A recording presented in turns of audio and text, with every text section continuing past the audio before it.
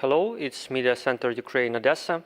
Our second briefing for today will be with Dragan Šormaz, member of Serbian Parliament from 2001 to 2022 and former member of the Parliamentary Committee on Defense and Security. Dragan, hello. Thanks for being with us. Hello, thank you for your invitation.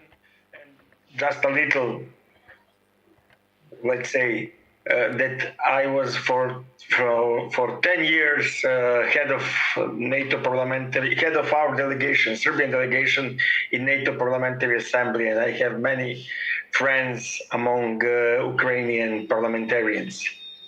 It's very pleasant to hear. And the first question will be, how do you think how Serbian weapons get to Ukraine? There was an evidence that Ukrainian army uses, for example, a grenade launcher from Serbian-made grenade launcher. How do you think this process goes on? I must tell you first one thing. While Vučić is on power, while he is a president of Serbia, Serbia will never transparently donate or sell ammunition or weapons to Ukraine. Never. Because it's a simple truth. He's a Putin puppet, and that's the truth.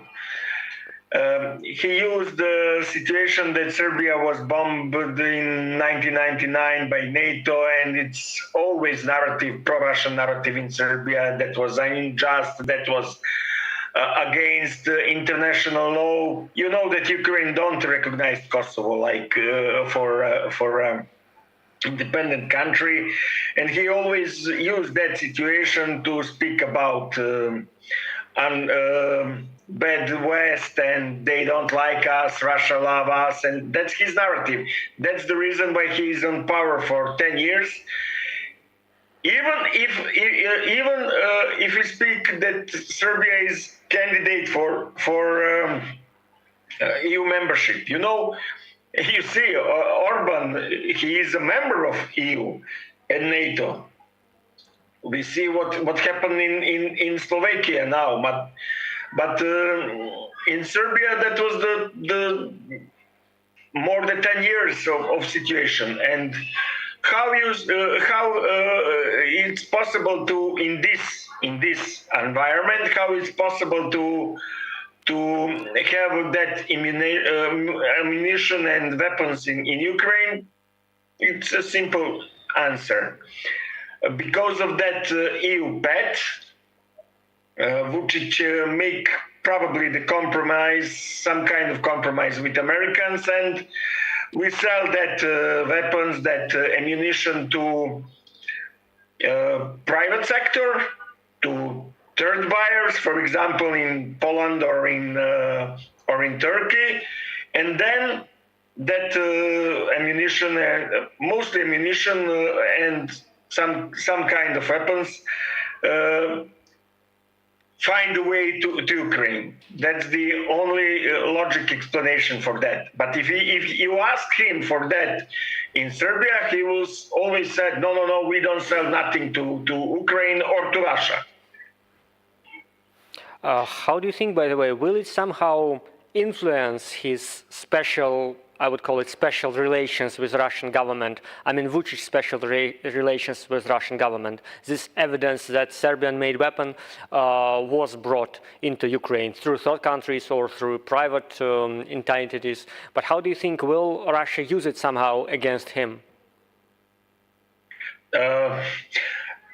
In the moment that it's possible, in the moment that is necessary for Russia, but now Russia have a bigger interest for him to be on power in Serbia, because Russia create in Serbia that kind of ambient that Russia use Serbia for whole the Western Balkan region to make a mess, to make insecurity. You see, for example, there is a problem in Bosnia with Republic of Srpska. There is a problem in Montenegro.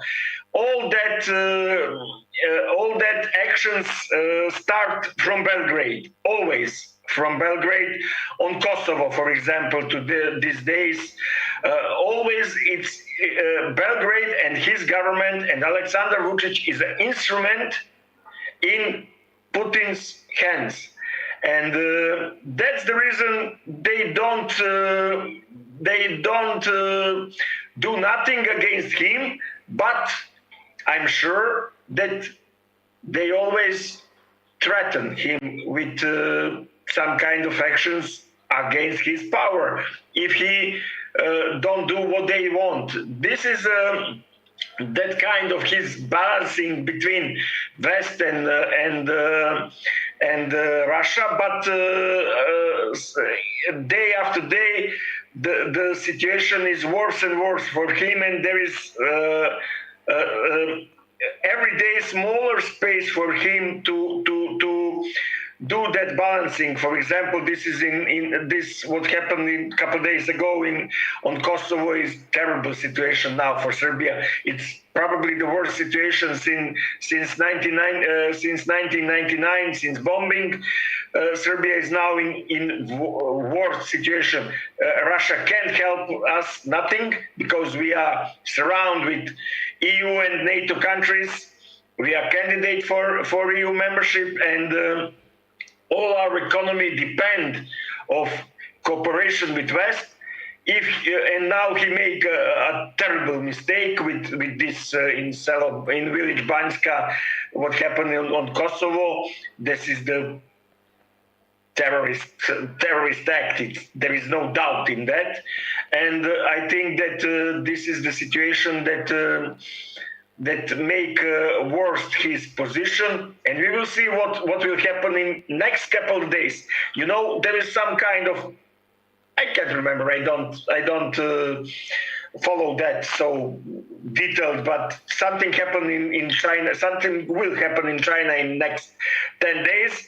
It's possibility for Putin to go to China on that occasion, and Vučić is invited, and he will go. If Putin go there, he will see with Putin, and everybody in the world will see that. He will meet with Putin. He will speak with Putin in front of cameras. You make sure of that, and that's the situation that it's balancing. You know, Russia don't have friends in the world. You can count them on one hand, on fingers on one hand. You know, if some kind of grenades or some number of grenades came to Ukraine, that don't change nothing for Russia. That's the reason Russia want him on power in Serbia because of, and let's conclude with that, because that's the way they make this whole region unstable. Thank you. My colleague who actually set up this briefing and communicated with you asked me to ask a question. A few months ago, Serbian opposition published some information about possible partnership of Serbia and Iran in the question of producing or buying Shahed kamikaze drones. Do you have any information on that issue? Was it appeared to be true or just some rumors? That's demented. That's not true. That is, I think, probably the truth is somewhere in between. Probably this someone from executive power from Serbia visit Iran and make a conversation about that. But Vučić buys some drones, but from China. And we have some drones from China, done from Iran, and that's a cheap and bad drones. He always do that. He everything what he do is propaganda. And I think that there is no even there is no agreement. There is no speak about that. Only mentioned in media, but that not happened in this situation today. He will buy from Russia some kind of drones, and that's it. You're from China, sorry. I got it. Speaking about global Ukrainian-Serbian relations, How do you think, what are the challenges? I mean, Ukrainian government still didn't recognize Kosovo as a separate state. Could it be a common ground for two countries, or it's not possible? We are keeping in mind that Serbia was always thought, we always thought of Serbia of a mainly pro-Russian country with pro-Russian population, keeping in mind surely the history and conflict in the 90s. Until the start of the war, that's the problem. Simple people, ordinary people, don't know history so good. I know the history of Ukraine. I know what is the Kiev, Russia, Vikings, and everything else. And I know what is the Moscow. It's Ugrofin town when it's established. I know the history, but people from ordinary people don't know history, and because of 90s, you know, in 90s Ukraine helped Serbia so much more than Russia. But people don't know that. You know, we have some Aeroflot, for example, our planes. Aeroflot was saved by Ukraine. Ukraine helped us with food. Ukraine helped us with oil when we have sanctions, when we have war. Ukraine don't recognize independence of Kosovo until today, and I don't think that will happen in the future. Near future. And people don't know that. It's very, very strong propaganda from Russia in Serbia. Reason is wars in 90s, especially bombing of Serbia by NATO 1999. And people remember that, you know, we never have big disputes with Russia. But if you look back in history, for example, after the World War, you know that Yugoslavia was is not a part of Eastern Bloc. Yugoslavia was linked with West for many people in Russia, in Poland, in Czechoslovakia, in that time Romania. Yugoslavia was in between. And have good relations with USA and good relations with Moscow. But after the 90s happening, after Milosevic, terrible regime, stupid decisions, there is we have collapsing of Yugoslavia, and after that, in Serbia was the only country that have that situation. Russia is a friend, West is an enemy. And that's the opinion of half of population in Serbia, unfortunately. Why? Because of Vučić, because of his propaganda. His radical policy goes to that sentiment. But it's paradox, because 70% of economy in Serbia is linked with EU market, European market. After that, 21% of our economy is on region. We have that trade agreement, it's called CEFTA, that in that agreement is Bosnia, Montenegro, North Macedonia, Albania, Kosovo, Serbia, and Moldova is in that agreement. And we have that 21% of our economy is linked with that organization. With that. Only 9% of economy of Serbia do the job with China, USA, Russia, Ukraine, Canada, Australia, North Africa, you know, only 9%. And that's the paradox in Serbia. Everything what we have because of our cooperation with Brussels, with EU, with Germany market, with Italian market. And our hearts and minds are in Moscow. Why? Because of Vučić. He made that kind of balancing, but it was very, very successful 5 years ago, but now we pay the price. Now we pay the price. We have, can you believe that we have a bigger inflation in Serbia than in Ukraine? And Ukraine is, one part of Ukraine is under the occupation and in war. And we have a bigger inflation than Ukraine. Our inflation is now second in Europe. Turkey, then Serbia. Our food market is and Serbia is an agricultural country like Ukraine.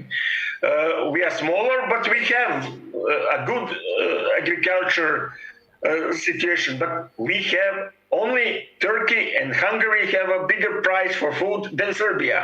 And now this situation with Kosovo, security is terrible situation for security, political situation because of Russia, and everything that makes situation in Serbia very, very complicated. And then I think in next couple months we may see a different Serbia. Who knows? But it's very, very tense now.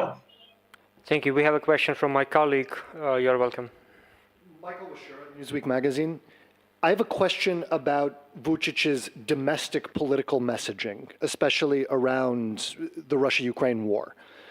Does he openly say that he is pro-Russia, or does he use a formulation like we are pro-peace? How does he voice his position domestically? When we speak about him, Vučić, he always speak about peace. And when we speak about war, he don't have a good information, because Serbia is a captured state by Russia propaganda and Russia security agencies. That is not that I say. That is something what you can see in public of Serbia every day. Many people speak about that. On West, everybody speak on that. Russia don't hide that. They speak openly about that. You know, for example, now our head of our security agency, BIA, Vulin, he's under the sanctions of USA. You know, he's under the sanctions, and he is the head of that agency, and Vučić don't do nothing. He sit there, and he's a pro-Russian guy, openly pro-Russian guy. Openly pro-Russian guy. Vučić don't speak nothing against Ukraine in public. Never. But he had, but never speak openly for Ukraine in public too. He's always balancing like everything else. But but you have an army of people, analysts, experts, politicians, army of them. They are every day for hours and hours in our medias or in our newspapers that speak or write about, and they justified Russian occupation, Russian war against Ukraine. They justified it every day. And they are his people. And ordinary people in Serbia recognize them. And they know that this is the Vučić message. But openly, he never speak about that on that kind of, but I tell you, hundreds of people speak about that every day in media. This morning, you have 5 national televisions and 1 public service. That army of people are every day on TV broadcasts and speak about that, and openly are for Russian side, and that's the problem. You know, he never speak about that, but he organized, he create a system that do that. Thank you. One more question from my colleague. How do you think, is it possible that Serbian government will help Russia to evade the sanctions against about their fleet? There are lots of cases when Russian jets, passenger jets, were unable to take off or to land properly. And as far as media reported, for some time Turkey helped Russia to obtain details and to make some service to these passenger jets. How do you think, is it possible that Serbian government might risk such actions?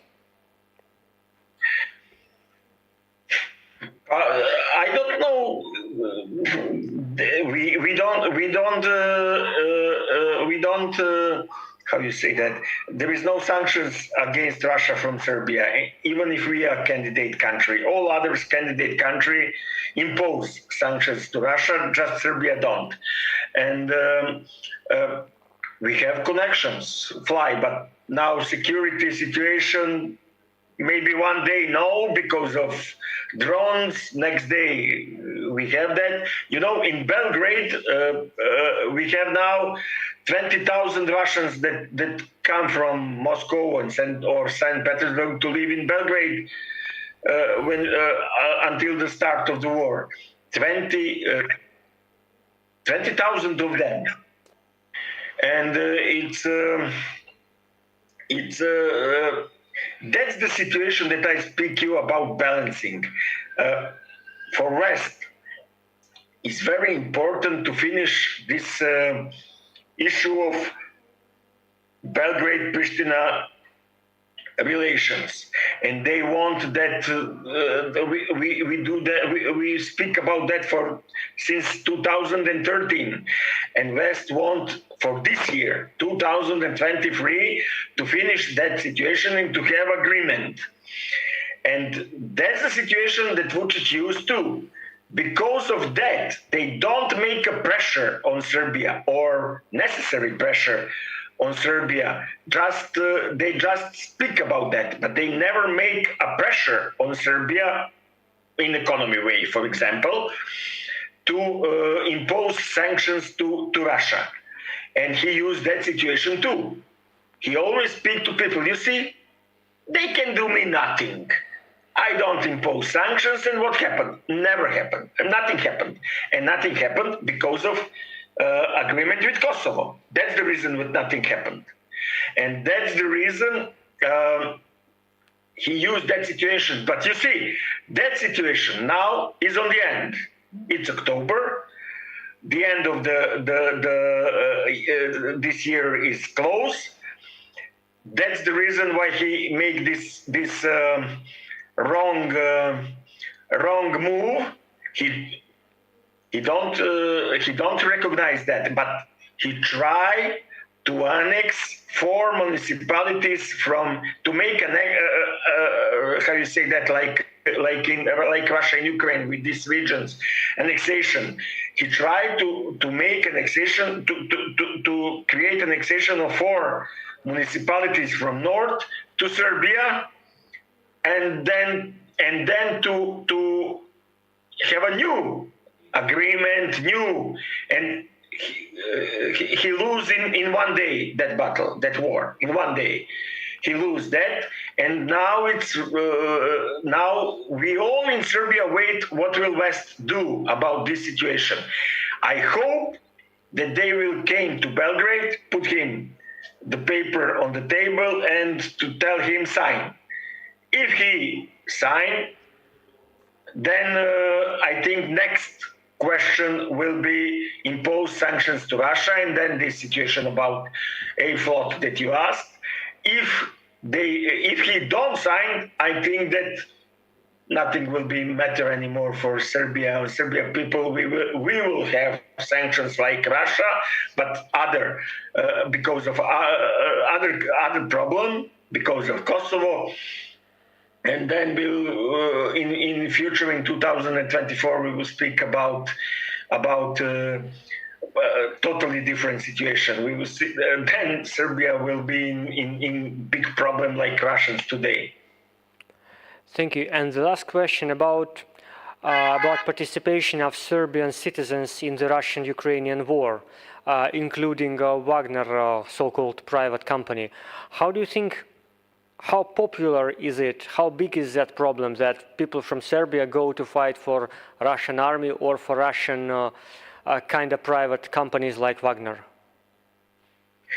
I think it's not a big number of that. It's more in the media's question, but I know that we have some kind of people that go to Ukraine to fight on Ukraine side. Smaller number than to Russia side, it's true, but we have a very strong law against that. And you see, when they go to Russia, they always try to have always have a promise from Russia side that they will do that. People who go to Russia side to make to be a part of that crime army or Wagner or army. I think that Wagner or Russian army is crime. It's not normal. I don't care is it private army or state army. They are bad guys. And that guys who came from Serbia, they always ask for citizenship of Russia and settlement in Russia, because they know that if they came back to Serbia, they must go to prison. You know, it's very strict law. We impose that law. We create that law. I was in parliament at that time because of ISIS, because of Syria, because of Muslims that go there to war from Serbia, some guys, and we create that war in cooperation with the United States of America. And now that law is on power, and they don't have they have a problem if they fight for Russia or for Ukraine. Russia or Ukraine, they must go to prison in Serbia if he come back to Serbia. That's the reason why it's a small number of that people. It's more media story than the fact. And but they are noisy. They have a YouTube channel, Telegram channels, and everything else. They are noisy. I admit that. And they are more propagandists than fighters, and that's bad for Serbia, and it's good for Ukraine. But more of them are propagandists than fighters, and that's the situation. I think it's not a big problem for Ukraine. There is no big number of them. Thank you. Thank you for your time, and thanks for being with us. I hope that I was helpful. So thank you very much. Anytime. And Slava Ukraini and Herojima Slava. Дякую. Thanks for being with us. That was Dragan Šormaz, member of Serbian Parliament till 2022 and former member of the Parliamentary Committee of Defense and Security. Our next briefing is going to happen in 25 minutes. It's going to be about the presentation of the first results of the Work Lab project's employment courses for IDPs in Odesa. Stay with us.